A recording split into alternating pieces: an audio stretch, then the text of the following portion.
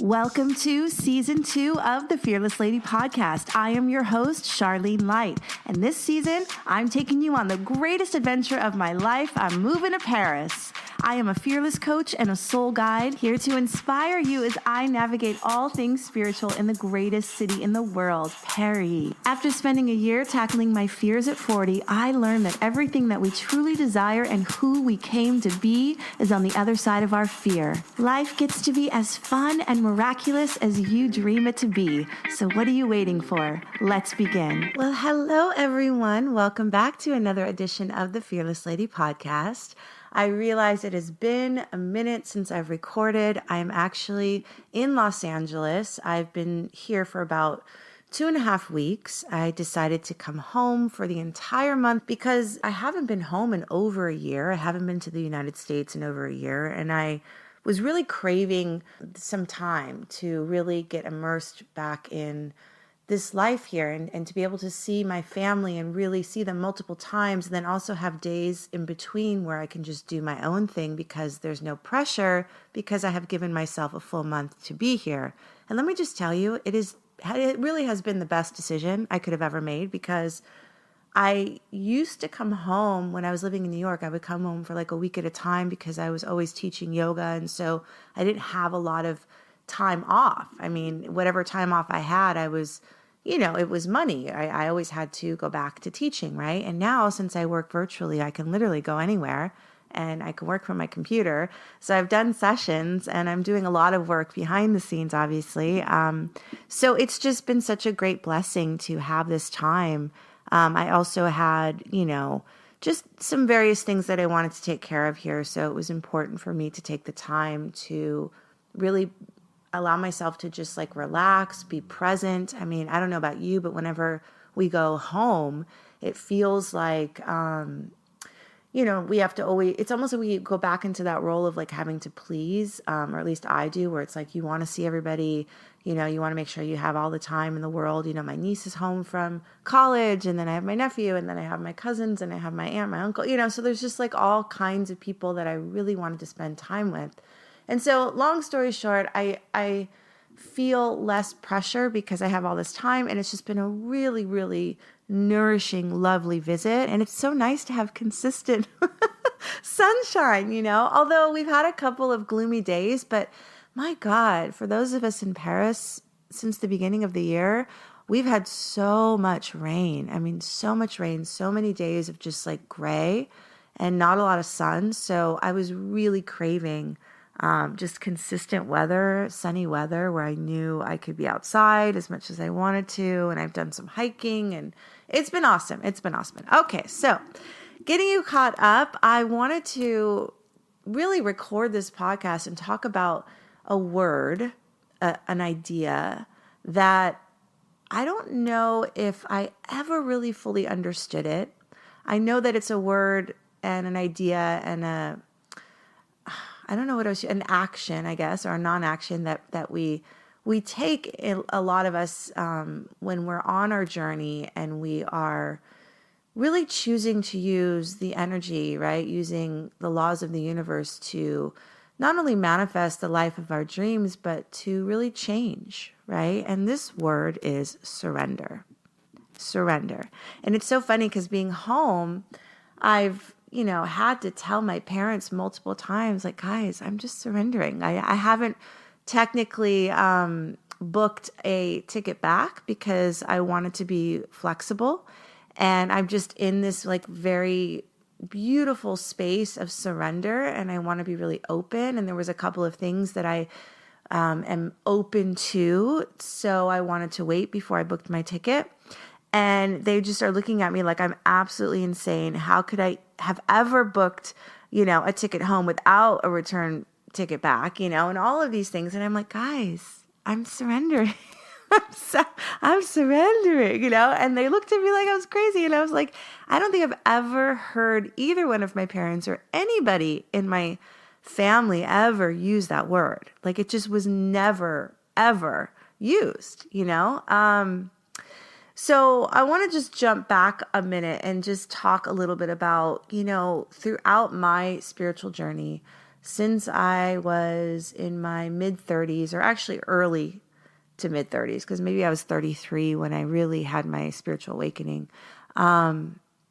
I, became a yoga teacher, and I did a lot of what we would call surrendering, right? Because I was really just, I had quit my corporate job, and I was like, you know what, I'm just going to trust. But it was a combination of me showing up every single day. Like I would literally go into, whatever gym, and I would ask if they were looking for yoga teachers. I was emailing all kinds of people. Like all day long, I was just in a space of like doing with the higher intention of like trusting that all of this work would pay off and I would get yoga gigs, And eventually I did. It did work, but it was a lot of effort. I, at the time, thought, oh, this is what we do, right? We just, do, take action after action towards the thing that we want. And eventually the universe meets us halfway or takes care of the rest, that kind of a thing. And I thought that's how we co-create, right? I thought I was living in a space of surrender. Now, cut to many, many years later, I realized I was just replacing, one program with another, meaning in life, the program is like you work really, really hard to achieve your dreams, no matter what. So even though I was becoming a yoga teacher, I was still doing all of the actual work as if I was working a corporate job. I was just doing it for myself, and you might be listening and thinking, well, yeah, that's how you do it.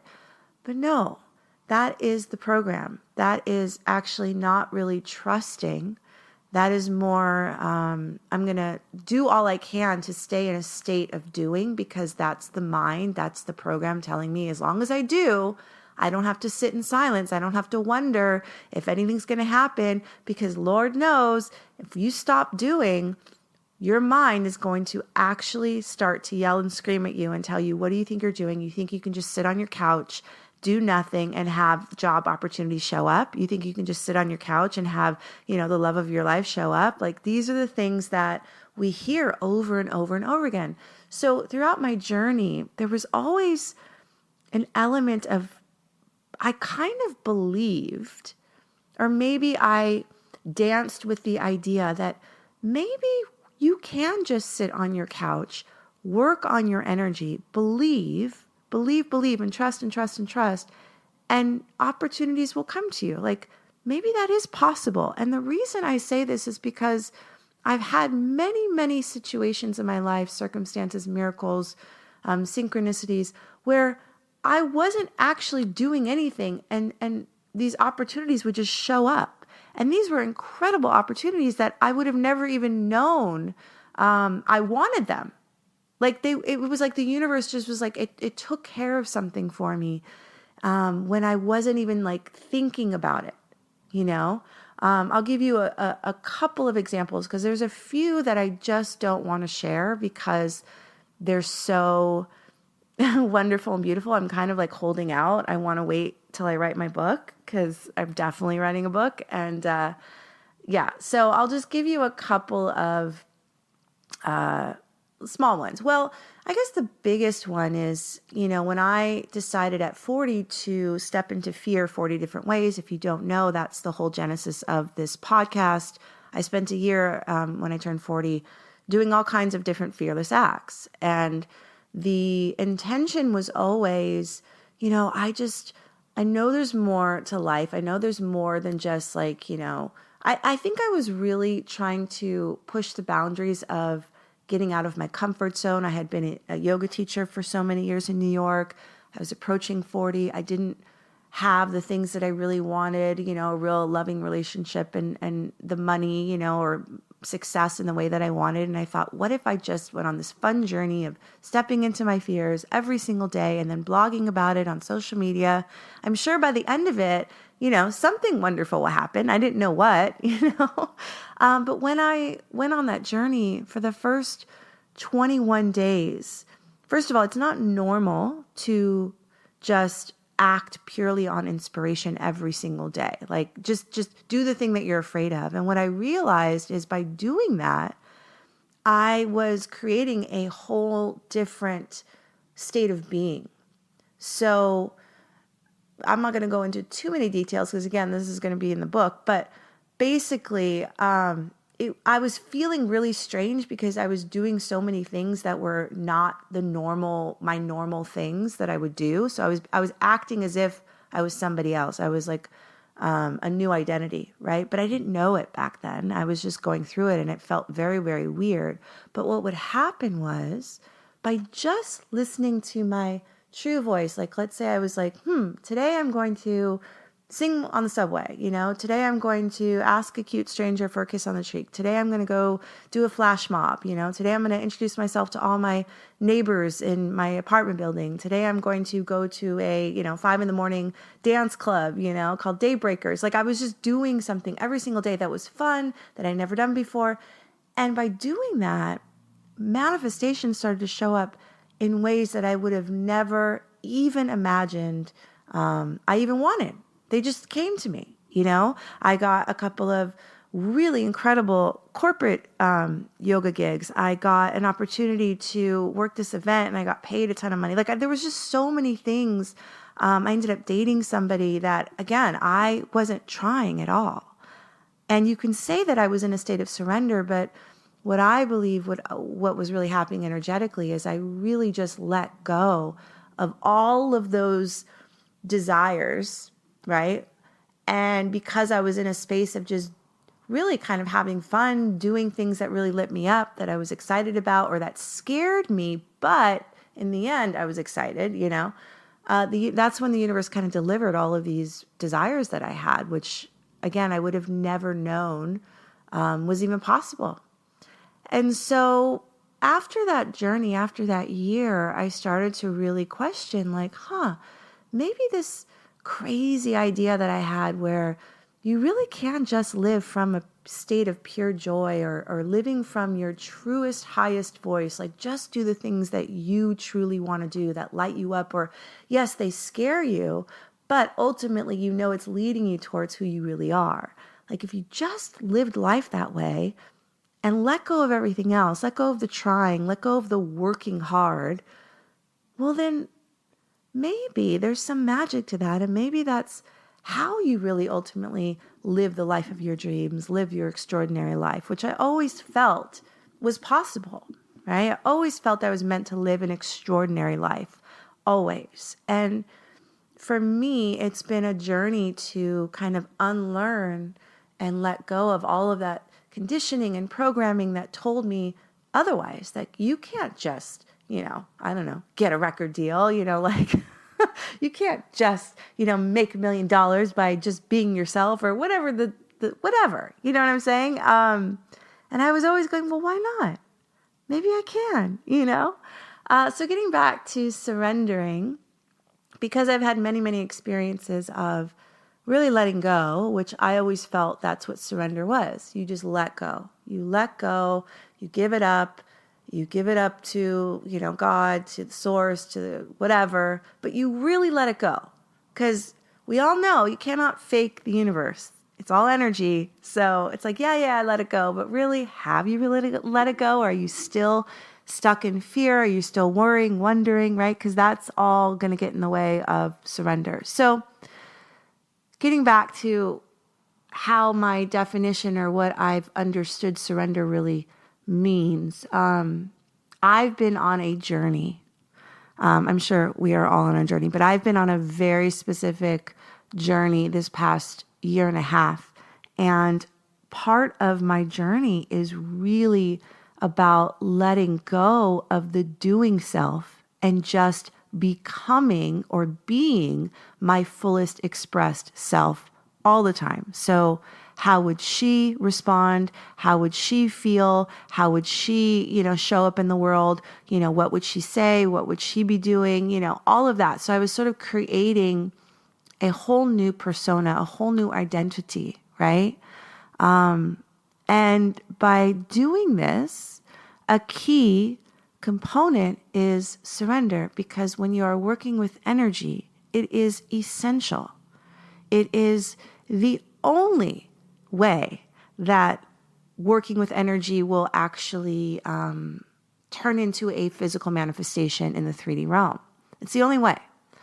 Otherwise, you're just controlling everything. And there are people out there, especially manifestation coaches and teachers, that will teach you how to control, or try to at least do every single little thing you can to get the manifestation. I'm not talking about that. Because I recognize that what is the point of having the manifestation if you are still the same person? If you are still showing up and you're still afraid, and you're still afraid that somebody's going to take it from you, or afraid you're going to lose it, or you're still going to self-sabotage. Because what I learned from my fearless journey is, yeah, I can manifest a lot, but I was still afraid it was going to go away. I didn't trust it 100% because when it came through so easily, I was not emotionally or energetically prepared to contain it, to hold it. I wasn't expanded enough to hold it. So a lot of it ended up just kind of slipping through my fingers.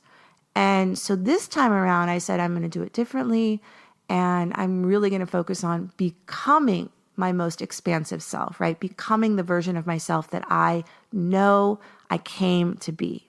And so I'm saying it's a different game than just, I want to manifest, $5,000. I want to manifest, this home or whatever. It's about showing up to your life differently, creating a whole new relationship with life because you have become a different person. And in all of this, in the past year and a half of me really, essentially, you kind of have to get so familiar with your old patterning. So it has to show up in the 3D the way that you most feared in a lot of ways in order to know and not react the same way. It's like the universe is like, hey, are you still this person that's going to freak out or react because this is going on? Because we'll just keep giving it back to you. You can have it. It's like everything that was within me that was holding me back from being my fullest expressed self had to show up in the external. I had to see it. And it's not always literal, meaning it would show up in the conversations I was having with friends. It would show up in the kinds of people I was attracting. It would show up in the kinds of clients I was attracting. It would show up in, every single interaction I would have. And I would go, why is this pattern keep showing up? Right. Because it was something within me that I could not see I had it. I would judge others for it, but I couldn't see that I had it. And until I started to get so familiar with it, because it kept showing up, and I was like, oh, okay, right. It's something within me that I have just totally shamed myself for, wouldn't even look at, thought I was over, and I had to really get so familiar with it in order to overcome it. So I had to look at it, feel into it, and what I'm referring to, I don't want to just leave you in the dark. I'm referring to this aspect of my old self that used to feel sorry for herself for being single. And I wouldn't have known I still had an aspect of that until I went on this journey and I was like, why do I keep finding myself in these circles? Like I don't feel, and it was like, this is the common theme that keeps showing up. Like people are feeling insecure around this area, And I'm thinking, I'm not that way. And then I'm like, well, wait a second, am I? And you know how I knew? I'll give you one example. I walked into, what's that famous hot chocolate place? Angelina's in Paris. And I was like, I'm finally going to go into this place. I was by myself. I just happened to be walking by. It's like across from, I can't even remember. See, I'm in LA and I'm totally blanking on what it's across from. It's close to the Louvre and the beautiful, the Tuileries, right. So I'm waiting in line and I'm seeing, there's couples in front of me. There's couples behind me, whatever. I'm like, it's fine. I'm going to enjoy my hot chocolate, la, la, la. Go inside and she sits me down and I'm by myself and literally every single person in this restaurant is a couple, or they're made up of couples, old, young, whatever, couple. And I heard this voice that said, you're always alone. You're always alone. And I when that voice came, there was like a little bit of some tears about to fall. And I was like, well, wait a second. I said, hold on 1 second. Like, that is the old program trying to get me to feel bad and feel sorry for myself. And woe is me. I'm all alone. La, la, la. And I was like, no, this is for me to overcome that old voice. That is actually not true. And I started to rampage. Like, in my mind, I'm like, I am living in Paris. I have the opportunity to go and just walk into this beautiful Angelina's and have a hot chocolate. You know how many people in this, that are couples that don't even want to be with the person that they're with? Like, and I choosing this, like, and I just went on and on and on. And I just filled myself up with really so much love. And it was genuine. It was like, no, this is a choice. Like, it is a beautiful experience to be living this way and being able to walk into this restaurant whenever I want and eat and drink this beautiful hot chocolate. And people are probably looking at me wishing they had my life. So let's not get it twisted. So the point being is, it shows up in order for you to overcome it. You have to be willing to go, oh, wait a second. And you have to shift it in the moment. And so on and on and on and on and on. Here I am shifting things in the moment. So getting back to surrender, the whole point of this podcast, because I can just ramble, as you know.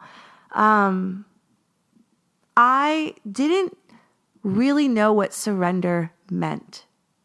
I thought I did. Like I said, many, many years, I thought I knew what surrender was. I thought it was just letting something go. I thought it was getting off the topic, la, la, la, la, la.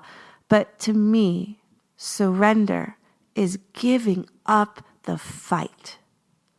Because you don't even realize you're in a fight, but energetically you are fighting against something happening. Meaning, I'm going to let go of, let's just say, finding an apartment. I'm going to just let it go, let it come to me. But in my shadow or in my energy field is this fear. What if I don't find an apartment? It's not coming fast enough. Da, da, da, da. It's not conscious. We're not aware of it, but it's just a feeling. And the only way that you know you are vibrating in that fear more than you're vibrating in the surrender is by paying attention to what's showing up in your life. Because that's how I figured it out. I realized I was not in surrender. I was in a fight against the worst case happening. And I didn't know it until I just started to pick up subtle hints, like what was showing up in my life, how I was feeling, why I kept feeling bad, even though I was like, no, I let it go, da, da, da, da, da. And then it wasn't until I was reading Harry Potter books, which I've never read the Harry Potter series. I read all 7 books in 4 months. I was like obsessed because it was so exciting for me to relate to so much of his journey, because it really is the hero's journey, right? It is a story that has been told many times before, but in a beautiful way, in a magical way, in a way that I've always believed, which is that who we came to be, like our greatest, fullest, highest potential, it's always possible for us to step into that, but we will be initiated into that.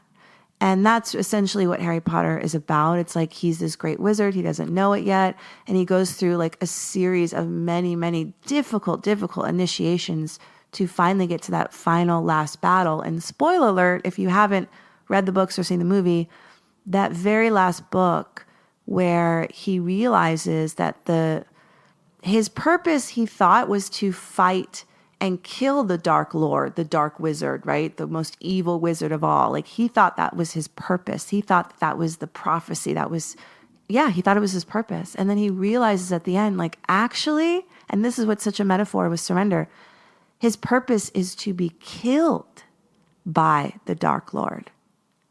And so when he realizes that, and that's when it hit me that, oh God, I didn't even know what surrender was. Like, this is surrender when he walks to his death, knowing he's not going to fight back.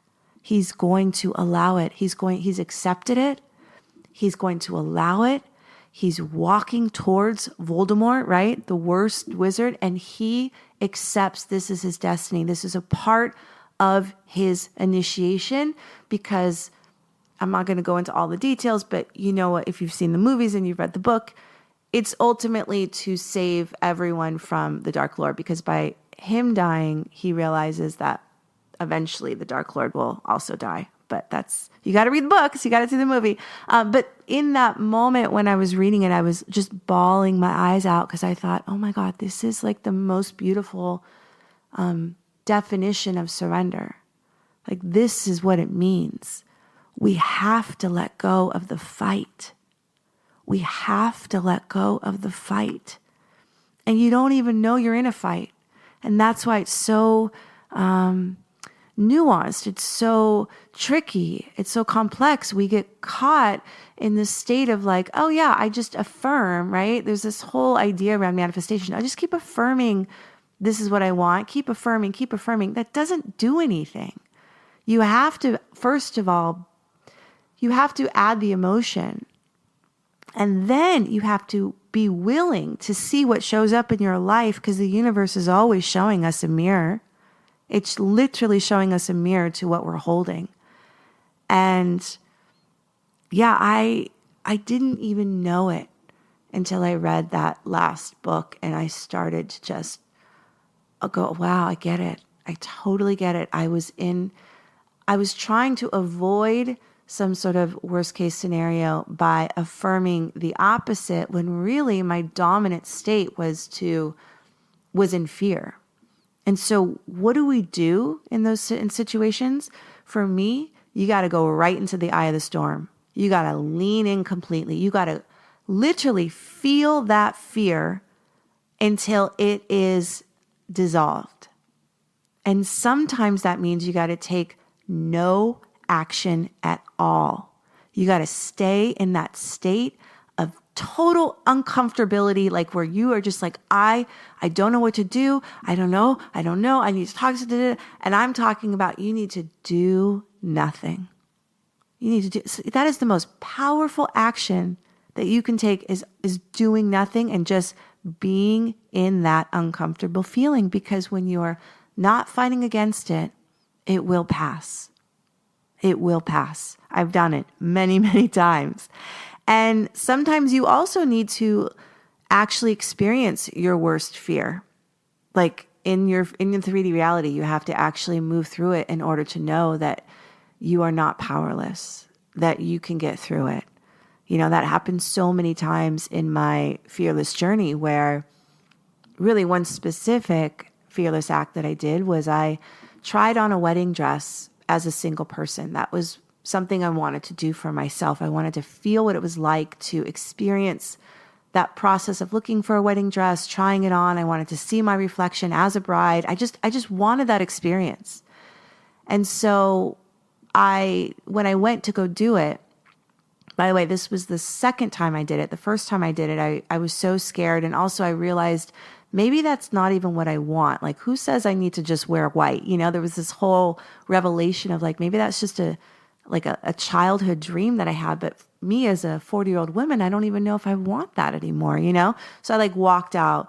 And the second time I decided to try it on, I had more, I didn't care anymore. I was just like, no, I really want to try this on. So I remember I walked in and I spoke to the front desk and said, listen, I don't have an appointment, but I would love to look at a wedding dress and, you know, try it on. And because I was so determined, she was like, okay, well, let me see if I can find an associate to help you. And I said, sure. So I met with this person. I pick out a dress. I try it on. I come out. And I literally was like, it was like I was getting married. I was so happy. I was like, oh my God, this is so beautiful. And the sales associate was so lovely. And she's like, yes, it looks great. It fits you so perfectly. Let me put some stuff in your hair. Let me give you some shoes to make the whole thing look perfect, you know? And I was just like, oh my God, this is amazing, you know? And I'm like dancing around, imagining all of these things. And then I give her a big hug, the sales associate. And I said, thank you so much. And she whispers, wow, even though this is fake? And my heart sank. And I I for a moment, I'm like, did she really say that? Like, how would she know? And And so I just kind of quietly go back into the dressing room, and I wanted to cry right then and there, but I was like, no, I can't. Like, just let it go. Like, act as if it's all good. Take the dress off, come out of the dressing room, wave goodbye. I walk out, and then I start to feel tears start to come down. And I just kept going, why? Why did she have to ruin this moment? I was just having a moment. And then I was getting mad at the universe. I'm like, why, universe? Why would you give me this moment that I wanted only to just like take it away or to kind of ruin it or just stomp on it, And then I heard this voice, which was like, why are you letting that one moment ruin your experience? You're more than that.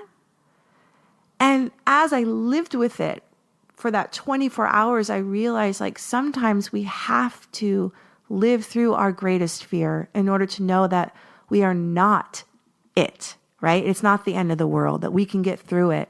Not only that, but that I almost needed that moment to loosen up the shame I had around being, wanting that experience, right? Because there was still some kind of tinge of like, well, why do I even need this experience? Well, who the fuck cares? Like, I wanted it, and that's enough. You wanting something is enough. You don't need to justify it or explain it to anyone. And in that moment, I said, why would I let somebody or that stupid, those words ruin an experience, a beautiful experience that I had? In fact, it added to the experience because it showed me like, our fears are nothing. Like, they're nothing. It's just the mind's way to try to like keep us safe. But who cares? Like, so what? So I was this single person that wanted to try on a wedding dress. Who cares? So she said that. She did me the greatest favor. She gave me a gift. I no longer have that fear anymore for saying I wanted that experience and then getting it, So that's just an example of once we actually move through a fear, we realize like, wow, we were giving all our power away because we were so afraid of that happening. I was so afraid of having that happen. I was so afraid of somebody knowing the truth. And here I got this beautiful gift. It happened. I moved on. It was a great story. It's in my book. You're probably like, where can I get this book? It's in the book that I'm currently writing. It's going to be a big book. It's going to be a good book. So all of that to say, thank you, Harry Potter, for really teaching me what surrender really means. And hopefully out of this podcast, out of you listening, you can also understand what surrender means. And it's not easy. To me, that's what makes it so powerful, is when we really do let go, and we let go of the fight, and we let go of the struggle, and we let go of the how it's going to show up. We let go of the when, we let go, all of those things. We literally bring our energy back. So we have more energy to create with. And that's really why things can come so quickly and so miraculously when we just let go of the trying, of the efforting. So with that, I'm going to end this podcast. I'm going to surrender this episode with you. And please let me know if, I always love to hear when you've listened and if it resonates with you. It just really is so lovely to hear, because sometimes I do these episodes and it's, I'm not talking to anyone.